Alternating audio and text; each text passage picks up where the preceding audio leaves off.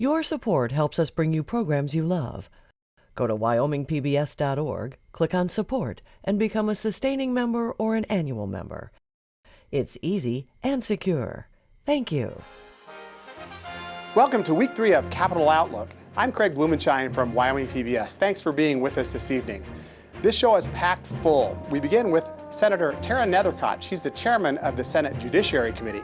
We're going to visit with the senator about judicial reform and the many bills that are working their way through the legislature that deal with that issue and its impact on Wyoming's prisons and jails. Next, we'll have a Senate profile with the longest-serving member of the Wyoming legislature in its history. That's Senator Charlie Scott. And then we'll move to the chairman of the Joint Appropriations Committee, Senator Eli Bebout and Representative Bob Nicholas. No committee meets more here at the Wyoming legislature than does the Joint Appropriations Committee, and their supplemental budget is moving through the process. And then we'll conclude with our weekly discussion with the leadership of the Wyoming legislature, Senate President Drew Perkins and Speaker of the House Steve Harshman.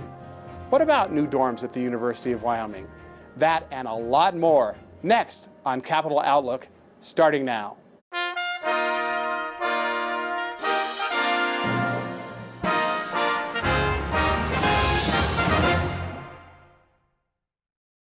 This program is supported in part by a grant from the BNSF Railway Foundation, dedicated to improving the general welfare and quality of life in communities throughout the BNSF Railway service area. Proud to support Wyoming PBS.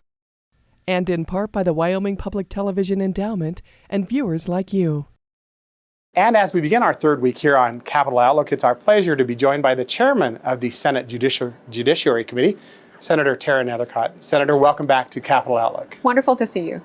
Thank you for coming. You've had a chance to really consider these issues relative to judicial reform, and I want to start there with you in Wyoming. As you know, Wyoming has among the lowest recidivism rates in the country, but also among the longest criminal sentences. Wyoming also has a spending problem, if you will, with its prison because of that, and in fact is now sending criminals out of the state of Wyoming. What are your thoughts, and what has your work in the interim led you to relative to legislation in this session? Sure. The legislature was very fortunate to be able to avail itself of the Council of State Governments, which helped us do an intensive data analysis of how our criminal justice system works in Wyoming. I was quite skeptical of this particular effort by this out-of-state organization to come in and analyze our criminal justice system. Having practiced as a lawyer in the system for so long, I felt like I had a pretty good handle of understanding the challenges associated with criminal justice and the costs with it. As we all know, access to resources in our rural communities is difficult. So we knew that, right? Did we really need an outside organization to come in and tell us that? But I was pleasantly surprised at the level of data and in-depth analysis that they came with.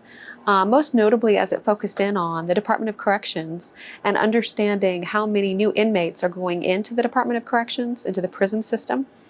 That 60% of those are actual probation and parole revocations. And I should add that Wyoming has the 9th fastest rate of growth in its criminal system as we know today. That is correct. We also know with that, though, we have one of the lowest recidivism rates, as you indicated. And so something for us to be very cognizant of, that our prison system actually works, or our penal system works, in that we are reducing crime by rehabilitation and deterrence by those low recidivism rates, which I think is fundamentally important and the purpose of the system, of course. So something for us to be very proud of. And make sure we don't alter things too much, recognizing those recidivism rates are critically important to maintain. Let me ask you a quick question. Sure. Before we go on, are those rates low because we incarcerate people for an extraordinary long amount of time? Or are they low because we have the support services in place once those incarcerated get out of prison? I believe it's a combination of factors. We do have an incredible intensive treatment unit which provides the substance abuse for those inmates going into the penal system in Wyoming. That's a successful program. There's also a number of services that we offer within our system, recognizing that you do need to provide full wraparound services to inmates, knowing that they're going to be released at some point. We want them to be successful upon their release and become contributing members of society. So addiction is a complicated issue, we know, and takes years to overcome of sobriety and practicing a program. Longer incarceration rates help, I think, support that success when it comes to addiction-related issues. All right, so we are at this point in history where the Department of Corrections is contracting 200 or more prison beds out of state as we speak at a cost of about $50 million to accommodate. Can Wyoming continue that? Wyoming shouldn't continue that. That's certainly not the best practice for the state.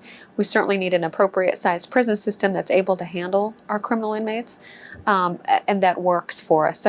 So no, we cannot continue to do that, nor should we, which is why this process has taken place and which is why the bills that you see in the legislature are being presented in an effort to combat some of those numbers and to reduce those costs. So what's going to work? What is this legislature going to promulgate that will lower those then incarcerated in Wyoming's system? Sure. So the data revealed that this past year and about annually, about 60% of the new inmates going into the Department of Corrections, so many of those that are getting shipped out of state that are costing so much money, are probation and parole revocations.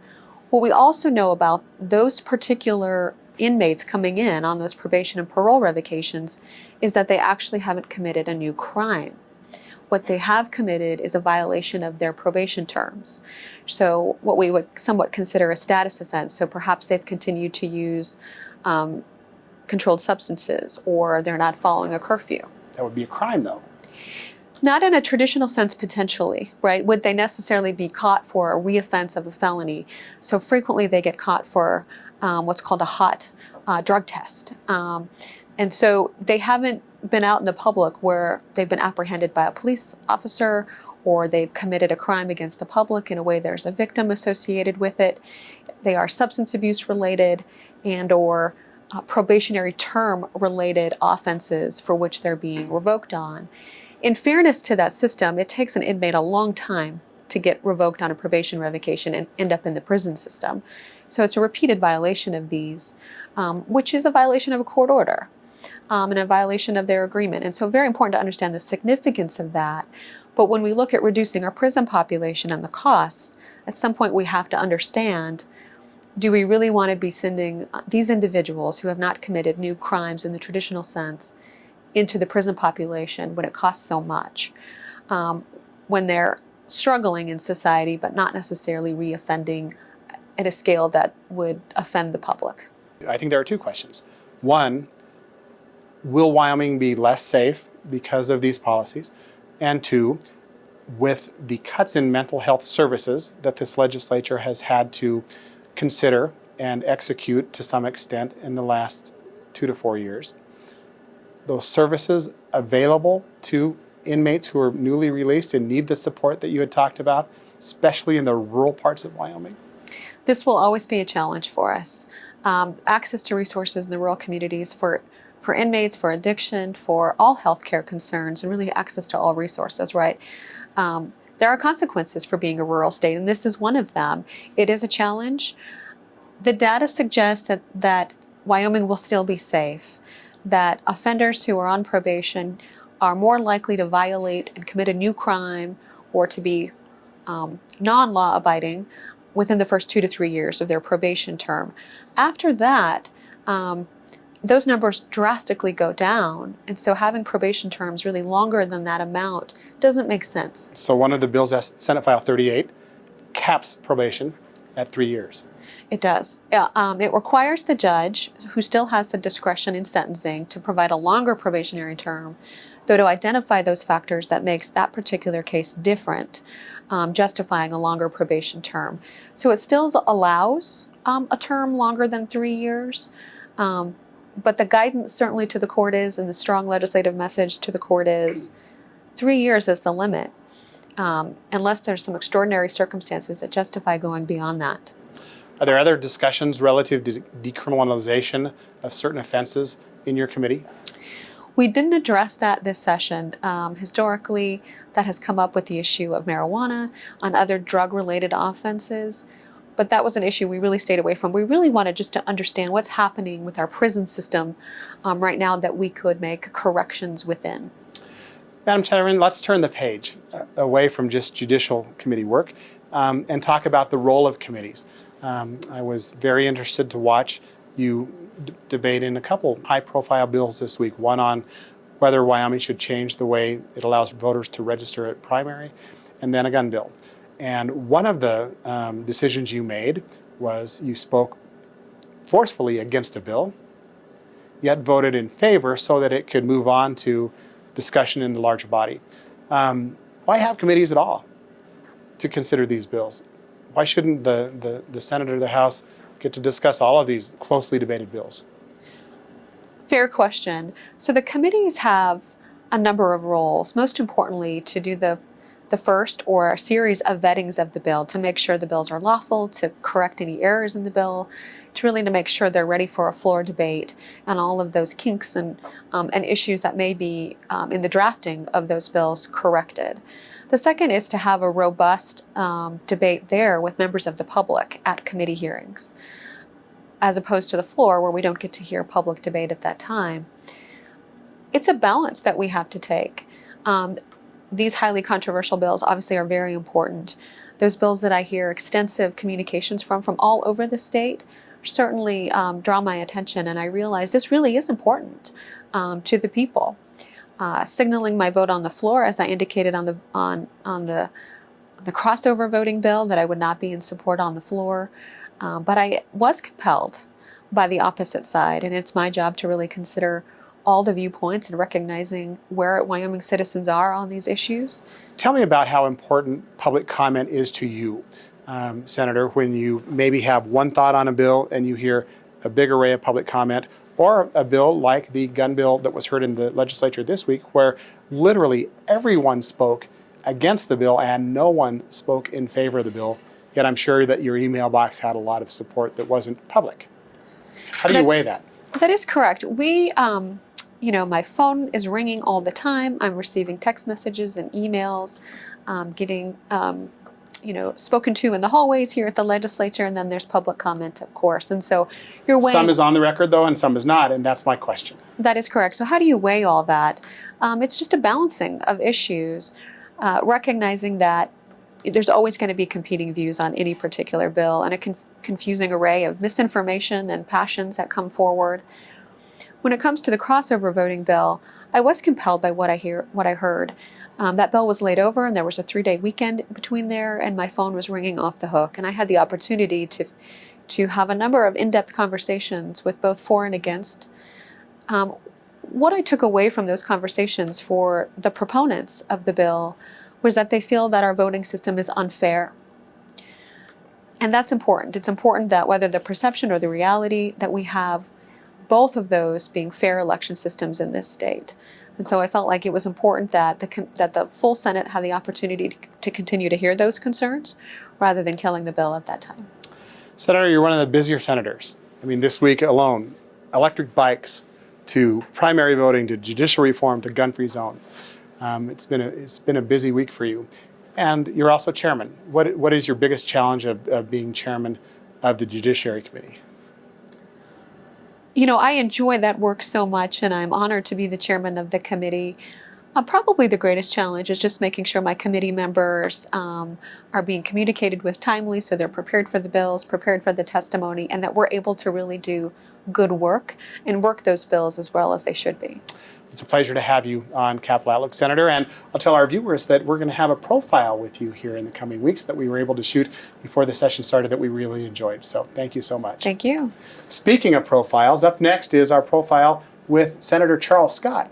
He's the longest-serving member in the history of the Wyoming legislature, and will there be a book about his experience in the Wyoming legislature?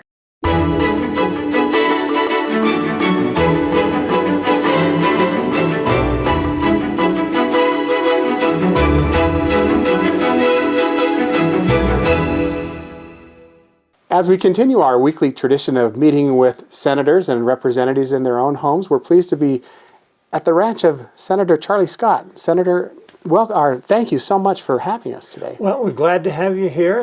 We're obviously proud of the ranch, and it's what I do for a living and continue to do for a living. You were telling me this is one of the oldest homes in Natrona County. We think it's probably the oldest or the second oldest home that anybody still lives in. There were older homes in Casper, but they were torn down to make room for the downtown area, which is where they were. So this was built 1892, 1896, we don't know for sure, somewhere in there. And it's got a little history to it. Our viewers now are looking at your hobby, Yeah, your trains. yeah. Why the interest in trains? Well, my grandfather was always interested in them. He'd done a lot of traveling all over the Old South in the before the First World War, and he'd gotten an interest in them. My dad was somewhat interested in them, and I had electric trains as a kid. I've still got some of that set, and I've just always had an interest in it, and I continue to, and then continue. Wish we had Amtrak here in Wyoming. Sure. But we don't. I think an interest is an understatement. You've added on to the house. You have made these intricate renditions of buildings, the Yeah. Douglas Stockyard and others, depots that we've seen. Yeah. It's beautiful work. Yeah, it's something that's entirely separate from ranching and legislating. It's a hobby. Let's talk about your time as in the legislature. Mm-hmm. No one has served in Wyoming's legislature for a longer period of time That's than right. you. Have you reflected about that? Well, some I guess. When I started out, I had no idea that was going to happen, but it has, and I've enjoyed it. I would guess that I spend these days 2/3 of my working time ranching and 1/3 on legislature. And they're very different. The ranching is hard physical labor. It's outside, outdoor work. I do the flood irrigating on this place, or a lot of it. And it's a challenge of running a small business. The legislature is, you get into all kinds of different things. It's intellectually challenging. It's putting together something that will work for everybody. And it's how a free people governs itself. So it's been very interesting, very challenging, and it makes for a full life, interesting life. You moved to Natrona County when you were very young, or as you say, were moved here. Yeah. My dad was Casper's first pediatrician, and he got to Casper because he was a specialist in tropical medicine. That's it. I'm thinking real hard here. What happened was he graduated from medical school in 1941. Okay. And, the war was clearly coming. He went into the Naval Reserve because he knew he was going to have to serve. They allowed him to finish his first postdoctoral year. And he had always been interested. He was interested in birds. He was interested in nature, and he knew quite a bit about mosquitoes. So the Navy said, "You're an expert in tropical medicine because you know something about mosquitoes." And he wound up There's the link, then. in Klamath Falls, Oregon, at a Marine base there where they were bringing back Marines that had fought down the South Pacific that were full of malaria and filariasis and other tropical diseases. Because part of the cure for tropical diseases is get the sufferer out of the tropics so he can't get reinfected. And my dad was part of the team that was treating him. And he and my mother liked the eastern Oregon landscape, which is very similar to Wyoming. And I was actually born at the Marine base in Klamath Falls, Oregon. I had to send in for a copy of the birth certificate, and it reads rural Oregon, and then it says Navy Dispensary, Marine Barracks. There you go. And so when he finished, he completed his obligation, and he had to go to Greece for a year because he hadn't been overseas during the war. Came back, got out of the Navy, did his residency training in pediatrics in Cleveland, and came looking for a place to go into practice in this part of the world that was like what they'd liked in eastern Oregon, and Casper was looking for a pediatrician. How did the ranch then come into the family? Well, his dad had a little farm outside of Boston, Framingham, just a hobby thing with 6, 7 milk cows on it, about 30 acres. And my dad had always liked that growing up. So he wanted to do something similar. He went into partnership with his nurse's husband on a 160-acre place in Bessemer Bend. And that was my first memories. Some of my first memories were that place, learning how to ride horses and whatnot down there. And the place next door came up for sale that was a little larger. And so he bought that instead, and then it grew and it grew and it grew. And then when I was working back in D.C. for the federal government, he came through and he said, best investment he ever made, he was going to looking for another one. And the next thing I knew, he took on a horrendous mortgage and bought this place. Do you reflect back with a smile on your face at your time at Harvard and Harvard Business School? Yeah, I thoroughly enjoyed that.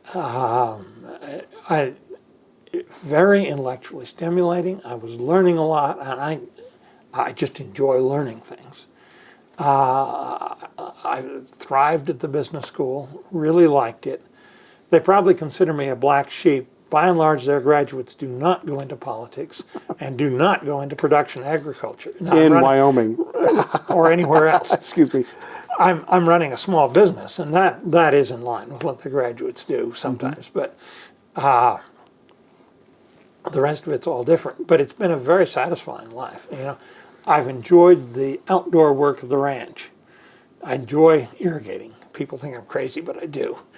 So are you thinking about legislative issues when you're outside and working? Sometimes. Mm-hmm.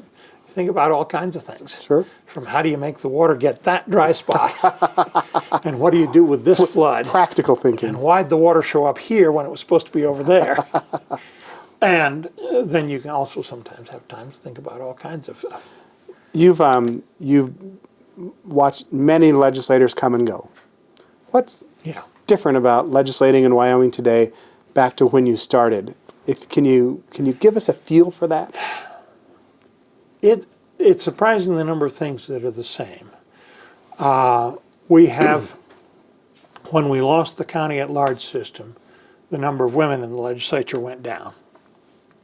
And I think the reason is women don't like the head-to-head competition of the single-member district as much.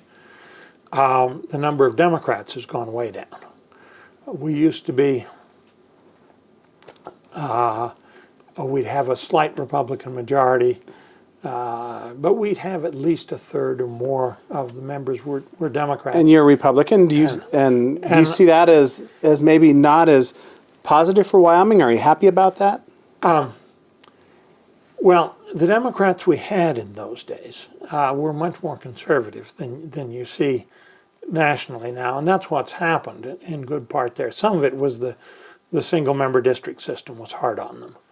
But a majority of it is that the National Democratic Party has moved so far to the left that the people that when I started were the Wyoming Democrats. Eli Bebout was a Democratic representative from Fremont County. He was first elected as a Democrat. Look at him now, and he hasn't changed his opinions much. The party moved away from them.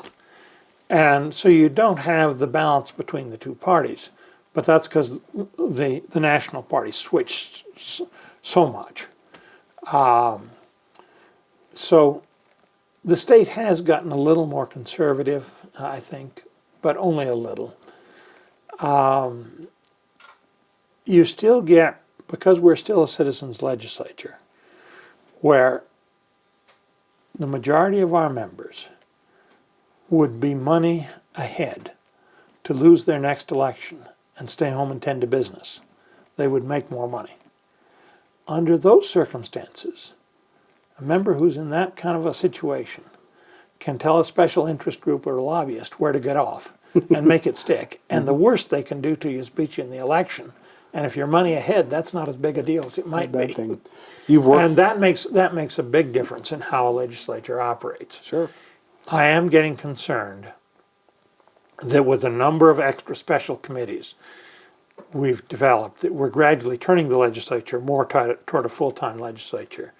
And I think that would be a mistake. I think you wouldn't get nearly as good a result. You're in fact contemplating a bill to maybe get rid of many of those select committees. Yeah. You've worked with many presidents of the Senate. Yeah. Do you have a favorite?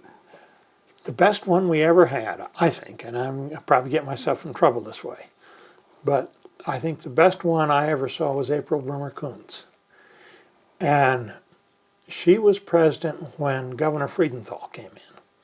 And she's quite conservative. And of course, he's a Democrat. And the House Speaker was Fred Parody at that time.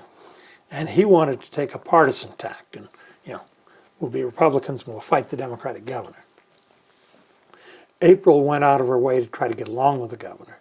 And just some little things. The governor's daughter was in a group that came and sang for the legislature. That happens, started the session often. Mm-hmm. And she invited Governor Friedenthal and the First Lady to come up, not so much in their official capacity, but as parents and sit on the bench in the chamber and listen to their daughter. Just little things like that. The Senate and the governor got along just fine. We got all kinds of things done, and the House had troubles. But she was very good that way. But we've never really had a dud, as they've all had their own strengths and weaknesses. And I would say both for the formal leadership, the president and the majority leader, and for the Appropriations chairman, we've not, in my memory, had a total dud and a disaster. And most of them have left the institution a little better than they found it. And the Senate has been a very pleasant place to work because everybody's trying to make a contribution.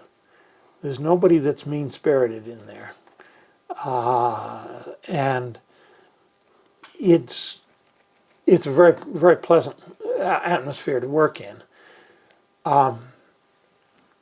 The principle that seems to govern the legislature is that you can be somebody's ally one minute, their opponent the next, depending on how you happen to agree and disagree on the issues, but you don't take it personal and you're friends all the time.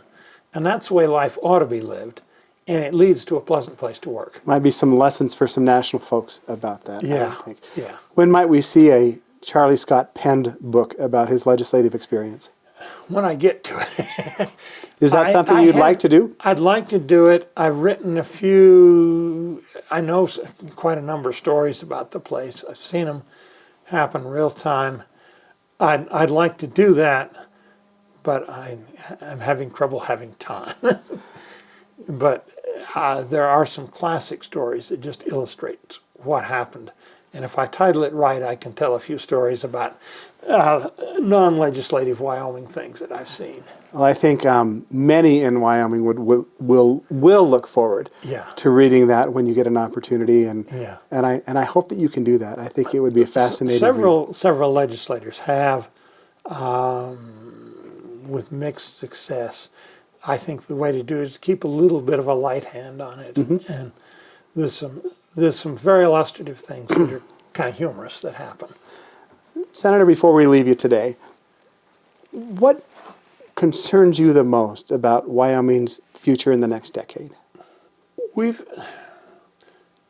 me say I've got a good deal of confidence in the future in the next decade and beyond. We have had a series of mineral booms and busts, but the booms how you deal with the booms is important. And many societies over the sweep of history have experienced this. The classic one being the Spanish and the New World gold, and it all wound up building up the economies of England and the Netherlands, and Spain did not benefit from it. The Wyoming story is the rancher who they find oil in his place and he owns the mineral rights, and he wakes up in 20 years with a hangover and a broke-down Cadillac. The state has taken that story to heart and done its best to build up things that long-term will benefit us. The Permanent Mineral Trust Fund is the obvious one.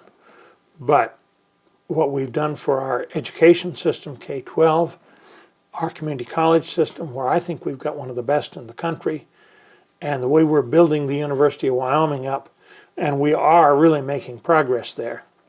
The Hathaway Scholarships, which was the bill I sponsored, and they kept what I'm trying to do, get it endowed. That has paid big dividends. That's something the ordinary kid can use to help to get a college education. It's one I'm very proud of, as you can tell. But we've used our resources wisely to build for the future, and I think we will continue to do that. There's always concerns, this, that, and the other thing goes wrong, and there's always day-to-day practical problems. But I think Wyoming really has a very rosy future, so I have trouble, saying this is the thing we got to really watch out, it's going to go wrong. We're doing so many things right. You planning your re-election bid here? That's 2 years away. We'll worry about that. At my age, you worry about that when it comes. Senator Charles Scott, it's been a pleasure visiting with you. Thank you for joining us on this Capital Outlook Profile. And our thanks to Senator Charles Scott in our Capital Outlook Profile. Now we turn the page to the Joint Appropriations Committee, a committee that's the busiest committee by far here at the Wyoming Legislature. Senator Eli Bebout and Representative Bob Nicholas, both the chairman of the respective bodies' Appropriations Committee. Welcome to Capital Outlook. Good morning. Great to be here. Thanks so much for joining us. In the interim, one of your number one priority was to simplify the state's budget process and review revenue streams. You've obviously been working through the supplemental budget here in this session, but let's back up a little bit to the interim work and where that process is. And Representative Nicholas, let me start with you. What does it mean to simplify Wyoming's budget? Let's start there. So we had an interim study, an interim work group for the Joint Appropriations Committee to basically look at our budgeting process, to look at our data book, to make it and figure out what ways we can do to simplify the budget, to make it more understandable, more readable, and so more comprehensible to the general public. And so they met numerous times, came up with some initial suggestions, but the concept is that interim work will continue after this session. One of the things that we talked about is having about a 5-day session where we will sit down and literally rewrite the data book and better explain, and then also to simplify the revenue streams, reduce the spider web component of all of the key funds and where they go and how they go, just to make it easier for the public to understand the budget process. Not only for the public, but also for fellow legislators. Senator? Absolutely, and the work that the JAC started last year with co-chairman Nicholas and the things they did is a good start. We need to do that. Actually, what we have is we're putting together budgets for a $3.5 billion. They're not even counting the federal funds, corporation. It's complicated. It's anything we can do to make it more transparent so we can see money in, money out. It helps the legislators. It helps the citizens to understand it. All good stuff, and we need to do that. I mean, how can you go in there? Years ago, we had a government reorganization, and I participated in that. And it's exactly what Bob's talking about, is how do we make this simpler? And back then we did a lot of good things, but it grows over time. It's called government. Time to continue to work on that. And hopefully during the interim we'll continue to do that. And people need to know where the money comes from, how it's being spent, and be able to look at it and say, yeah, I like that, or no, I don't. There's been a lot of discussion in this legislature about how to explore Wyoming's revenue needs in the future. There is Representative Kirkbride has a bill that would ask for an interim study to study Wyoming's revenue picture and to account for its needs later on. Who should be responsible for that study and that work? Representative Nicholas, is that the job of the Joint Appropriations Committee? Is that the job of revenue committees? Should there be an interim study? Well, I think the jury's still out on that question. The idea that there's a need, I think, is a follow-up of the discussion we just had. The concept is we need to make our budget simpler. We need to look at our revenue sources. For the whole biennium, or the last interim, we've been discussing the possibility of broadening and lowering our tax base to protect ourselves into the future as different mineral revenue streams continue to reduce. And so it's always wise for us to look not just a year away, but 5 years away and 10 years away to protect the state of our state and our people. So we'll work towards doing that, and we'll continue to do that. We as in the Joint Appropriations Committee? Absolutely. Yeah? I agree with what Bob said. The only thing I would add is I continue to believe we have a spending problem more than a revenue problem, but it's a combination of both. And what we've been talking about the last couple of years is to try to diversify our economy, grow our economy, and we need to do that with our revenue streams, and there's progress being made. There's several things that are happening in the House that I think are positive. We need to take a serious look at them if they come to the Senate. We need to have a combination of both, but to have another select committee, if you will, to look at it. I appreciate what Representative Kirkby is doing, but we could take care of that, and we could do that with the people we have. And you have to look long term. If you look 2 years out, 4 years out, we've got huge structural deficits. That hasn't gone away. And that should be part of the equation. How do we deal with it? You know, we've got the supplemental budget now, but we got to be forward looking and think about down the road. That's how we run our lives. We don't just go day to day, week to week. We need to be forward thinking. So let's bring it all into the equation. And if the JAC is asked to do that, welcome the challenge and we'll do it. One more question about revenue before we get into the supplemental budget. You both are co-sponsors of House Bill 220, the National Retail Fairness Act, that has potential to bring maybe $45 million, although I think that number is a little bit in question. It could be more, it could be less, into the state coffers. It may be the most significant revenue bill that this legislature deals with. Right now it's earmarked for that money to go to education. Is it responsible to put that money towards education, or should it go to the general fund? What are your thoughts about that particular bill? I'll start with you, Chairman Nicholas. Thank you. It's long overdue, frankly. There are 26 states that do the same thing. Essentially what this bill does, it captures taxes that are paid in other states, that are paid by Wyoming citizens that literally go to those other states, or where those large corporate entities are located. And most other states that have this situation do a throwback and recapture those funds. And so we're merely catching up with basically the tide, if you will, to make sure that our taxpayers' dollars, when they go and buy certain retail items, stays in Wyoming. And so it's long overdue. It's a great thing. And then with regards to your second component of your question, where does the money go? As you know, through our recent CREG, our next biennium, we have a $350 million deficit on funding for education. And the following biennium, we have a $500 million deficit in funding our education. So in our general fund side, basically on operations of government, is balanced. So it's just the most logical place, at least for now, for the money to go, because that's where the need is. Senator, this legislature hesitates to earmark, if I can use that word, monies for certain projects or for certain departments. Is that the right thing to do? Well, before we answer that question, Co-Chairman Nicholas very well explained the bill, and it is a good bill. And we started a couple of years ago when I, as president of the Senate, I spoke to the Revenue Committee in Thermopolis, and so there's just an issue here where some of these large retail people are taking the money and going to other states, like Bob talked about. It's just not right. And that started the discussion. That's a process. We now have a very good bill. I hope it moves forward. And to simplify it, you think about your tax that you pay to the U.S. government. So I pay X amount of money and I'm due a refund, but if I don't ask for it, they don't send it to me. So we're going to these corporations, say we should get a refund, send it to us. That's what the bill does. Good idea. I hope it goes forward. Earmarking, we talked about being transparent.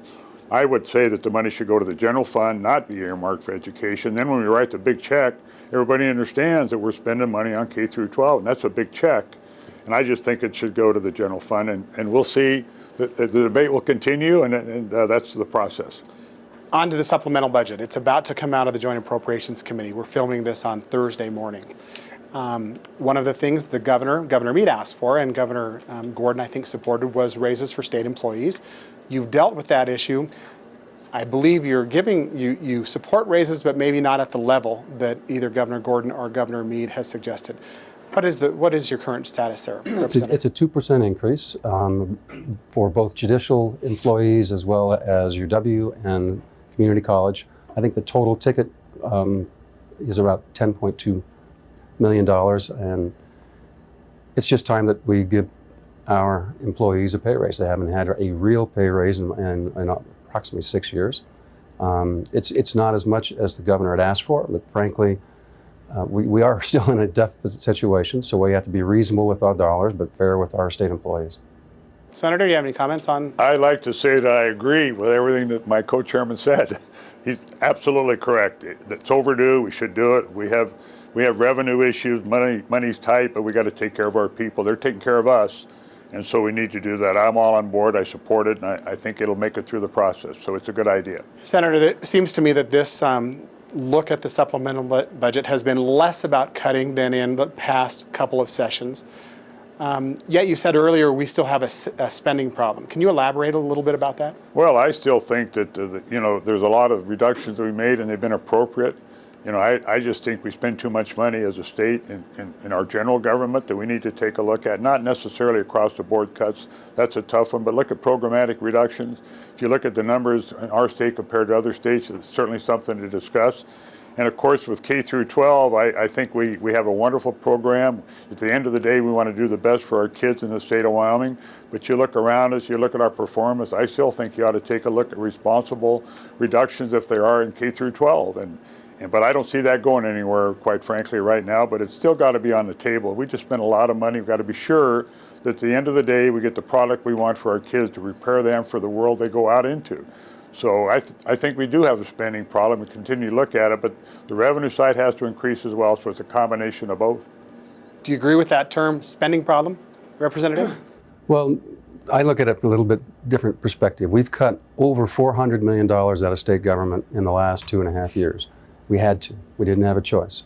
We still have to either increase revenues or we have to cut some expenditures. Otherwise, we'll be running in a deficit. So that's an issue we have to address. It's our fundamental obligation to have a balanced budget, to save for the future, and to protect our economy not just now but into perpetuity. We've got the efficiency studies. If we continue to work on that, and if those numbers come in half as much as what they are projected, we're going to get very close with the lodging tax, with the Revenue Fairness Act, and maybe one or two other things over the next years. We'll have a balanced budget again. But we are continually have to monitor and review state government to make sure it's efficient, to make sure it's doing the job it needs to be done, but keep our hands on the reins because it's a natural tendency to get larger. So. And I was thinking this morning about that very thing, and we started 2 years ago to talk about broadening our tax base and our economy. And I look back at years ago when we set up the PMTF. Those were tough calls. Permanent Mineral Trust Fund for our Mineral Trust Fund, and where they made a decision to have that fund be inviolate and put some severance tax money in it. What a good thing for Wyoming. We're kind of a crossroads now, and we're making some big decisions. We started 2 years ago. We're going to continue. Bob's right. We need to broaden. We need to diversify. It's a combination of everything. I think we'll look back at the next 2 years. It'll be pivotal in the state of Wyoming, how we prepare for the future. So all good stuff. Just got to work through it all and get it right. You'll move forward now, and you'll work with the governor's office on Governor Gordon's really first budget. And you're moving that process up just a little bit. What are the ramifications, and what's that new process going to look like, Representative Nicholas? Oh, it's not really different than budgets in the past. We've sat down with him on a regular basis to go through what his preferences are.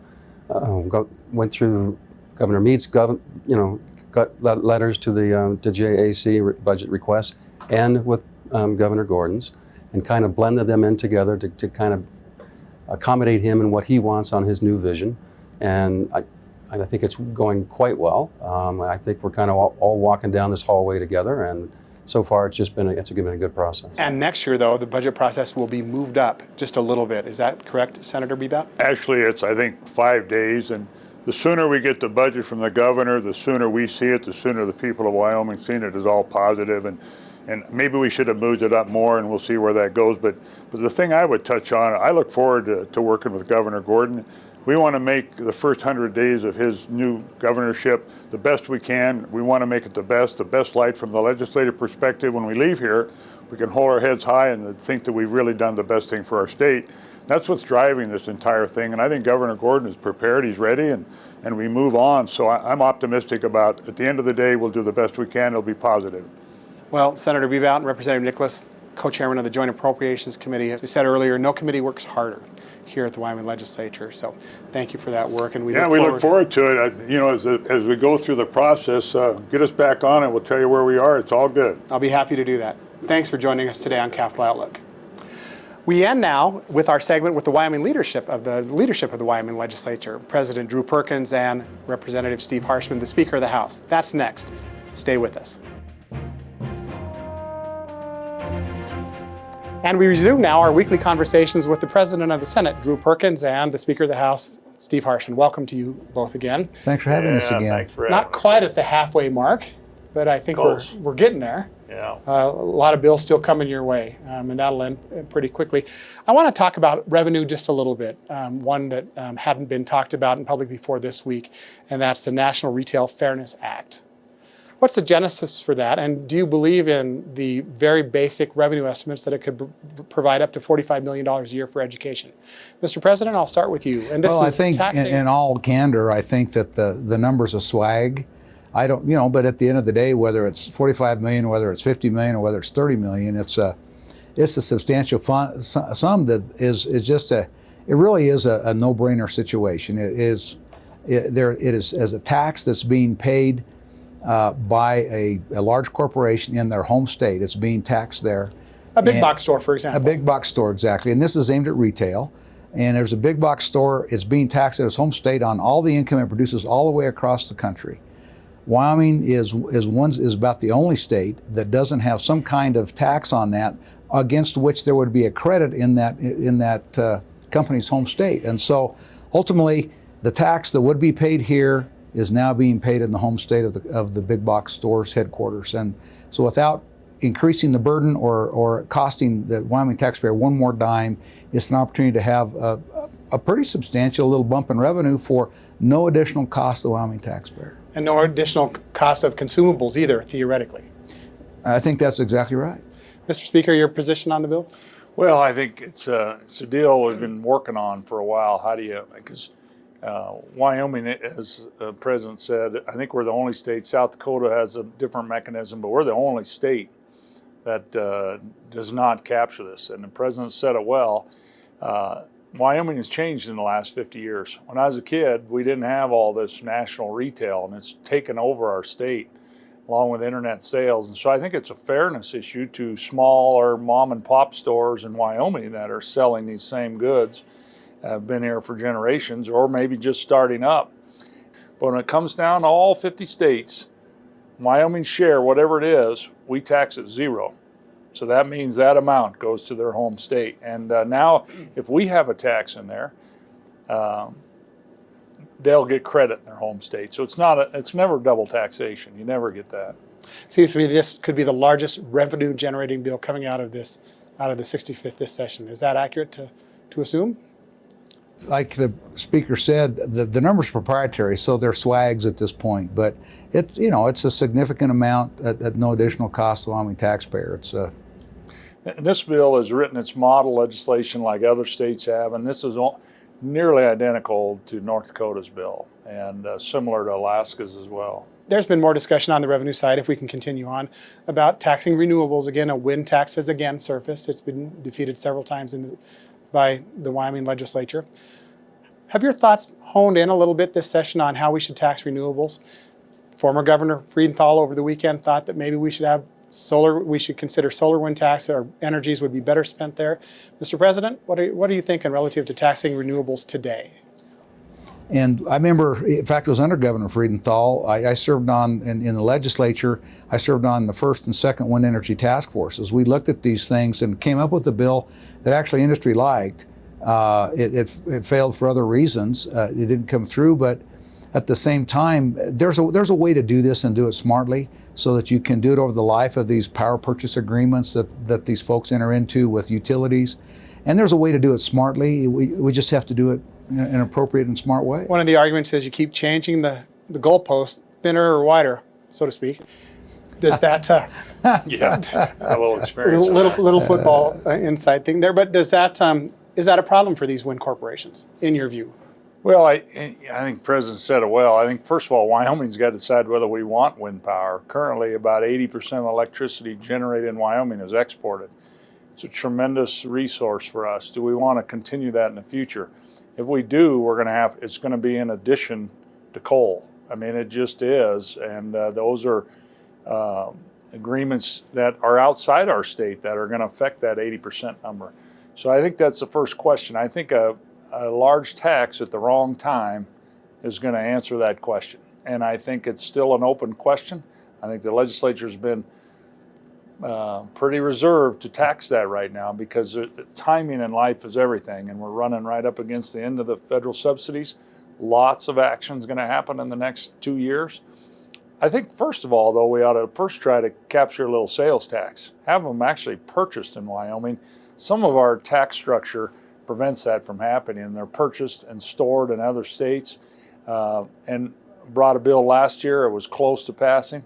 Similar bills come back with Representative Walters, I think, can make Wyoming the point of purchase on those and continue to add to that. If wind's going to be here, we want to maximize it for our folks and jobs and tax revenue. But timing is everything. I want to turn the discussion to the University of Wyoming. We haven't talked directly to you this session about UW issues. And President Nichols' testimony before the Joint Appropriations Committee last week was very interesting to me. She used the word crisis now as she described the dorm situation.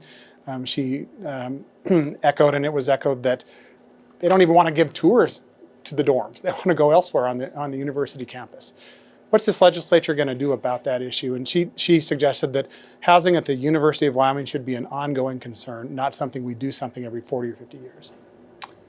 Well, I think she's right. I think so the legislature put in a task force last year. We met all summer, spring, summer, and fall. There's a nice report out. It's a collaborative report with the university and the trustees and the administration and all the stakeholders. So we've got a bill. President Perkins and I will be co-sponsoring it. We've worked it together, worked it with the trustees, with the administration. And part of it, the biggest part, is really the bonding piece. I mean, the university will have to borrow money and how it gets paid back. We're not going to appropriate it. It's going to be an expensive project, well over a $250 million over the next 6-8 years. The state is not and never has appropriated general fund dollars for that. It's more about them paying that back with the revenue piece off those dorms.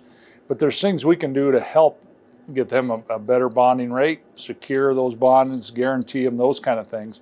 And we're working on that process and even a line of credit through some of our savings to help them in this intermittent period. But I think the president, I've been talking about this issue for 10 years. We now have kids staying in the same dorms their grandparents stayed in. And not that that's necessarily bad, but these dorms weren't really built for that. And folks who have been in them know what we're talking about. I mean, they're a cast concrete thing that can't be altered really anyway. So they've come to the end of their life. And so we've made tremendous investments in our university. And now I think President Nichols is exactly right. This is the greatest threat to the growth of our university that we have. And we're gonna reach the finish line. I'm confident on it. Of the holes I drilled in the walls of McIntyre aren't one of the reasons why we're having this discussion. I don't think so. I think the statute of limitations has expired on that. Thank goodness. Probably some in Crane too. Mr. President, also some discussion this week on what institutions in Wyoming should be offering bachelor's degrees.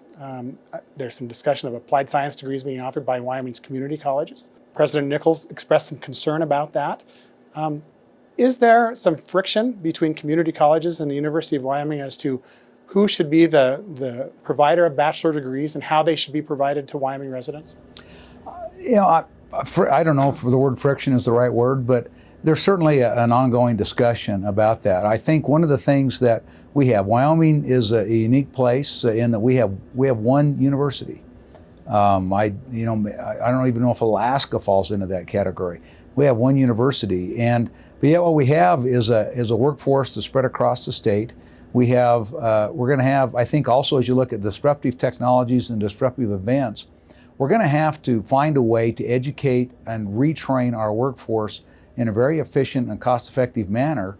And particularly with non-traditional students, they're not going to be able to always pick up and move to Laramie to get that done. So we've got to work together with the university and the community colleges to provide, to become leaders in long-distance learning and I'm not talking about just online, I'm talking about participation in ongoing classes.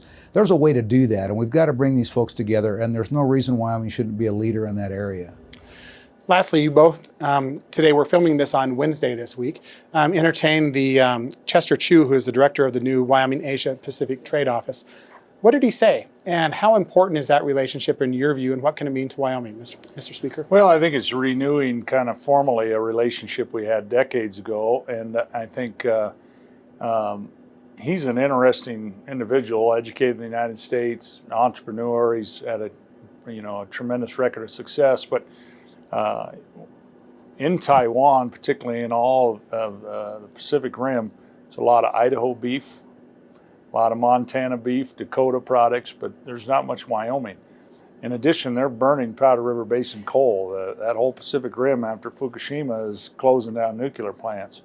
And so there's tremendous opportunity, I think, for Wyoming.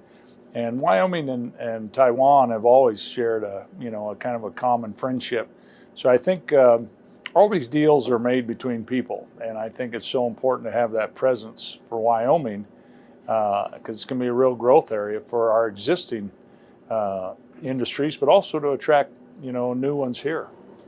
Mr. President, I'm sure you would agree. Do you have anything else to offer there? I just, as I met with Director Chu, it was he's obviously a very intelligent man. He's a serial and successful entrepreneur. He understands that, and so now he's now helping represent Wyoming in that trade through the Pacific Rim. One of the things he mentioned is talking about aligning some of the tourism, the schools, and industry to try and begin and have additional exchanges. He's talking about people over there about bringing blockchain and blockchain industries and blockchain companies to Wyoming in light of the work we've done. So it's not just about ag. There's opportunities for coal. There's opportunities for minerals. There's opportunities for student exchanges. There are opportunities for tourism. There are abundant opportunities between the people of Taiwan and the Pacific Rim and Wyoming that would be beneficial to everybody. Mr. President, next week we hope to dig into what blockchain can really mean for Wyoming. There's, again, in this session, a lot of discussion, movement on a lot of bills, and I think the common person is still asking the question, really, what does it mean? So we'll look forward to your comments about that, maybe in more detail next week, along with some of the bill sponsors. Again, as always, it's a pleasure having you both share your time with us on Capital Outlook. Thank you very much for joining us again. Thank you, Craig. Yeah, well, thank you. It's our pleasure. And that's a wrap for week 3 of Capital Outlook here at the Jonah Building in Cheyenne. Thank you so much for joining us. I want to remind our viewers that Capital Outlook is also available this year on podcast.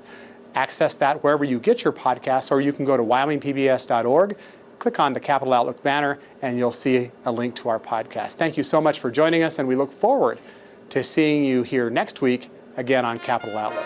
Have a good evening.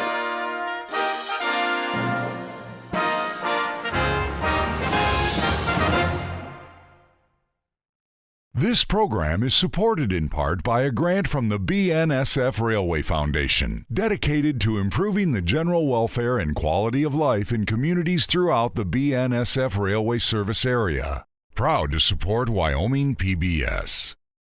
And in part by the Wyoming Public Television Endowment and viewers like you.